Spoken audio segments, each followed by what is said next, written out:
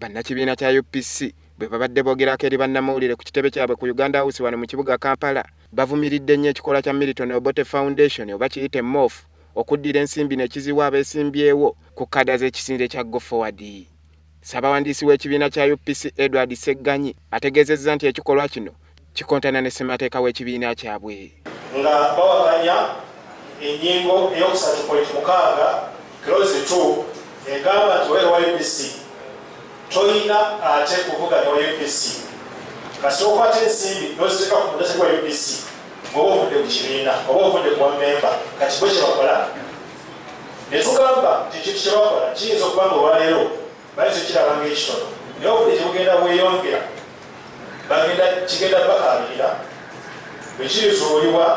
nti bakola ekintu ekyo ne bamenya constitution ya UPC okuva n'olwaleero okutuuka 18 February cabinet yaffe ya UPC ekulemberwa Honorable Jimmy Akena ejja kutuula esalewo ekyenkomerero era mujja kukimanya.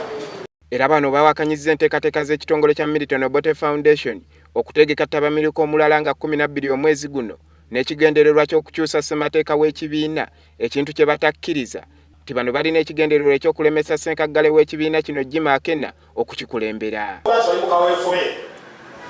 okusaanyawo UPC bali mu kaweefube okulemesa n'okugyawo Honorable Jimmy Akena okuva ku bwa President wa UPC bateeseteese olukiiko ttabamiruka nga 12 February ng'ekigendererwa bazzeewo constitution eyavawo edda eya UPC ekadde eya 1970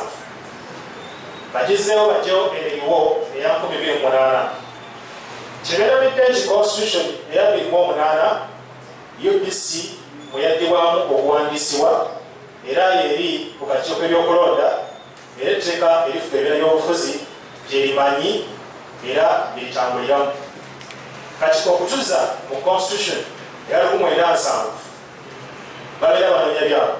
Kinajjukirwa nti ekibiina kya UPC kyasalawo okwegatta ku kisinde kya Go Forward ekikulemberwa John Patrick Amama Mbabazi wadde nga ab'oludda oluwagira Jimmy Akena baawakanya enteekateeka eno ne bategeeza nti eyali ssenkaggale w'ekibiina kino olala otunu okwegatta mu TDA yalina ebigendererwa bye ng'omuntu wabula yali takiikirira kibiina kya UPC.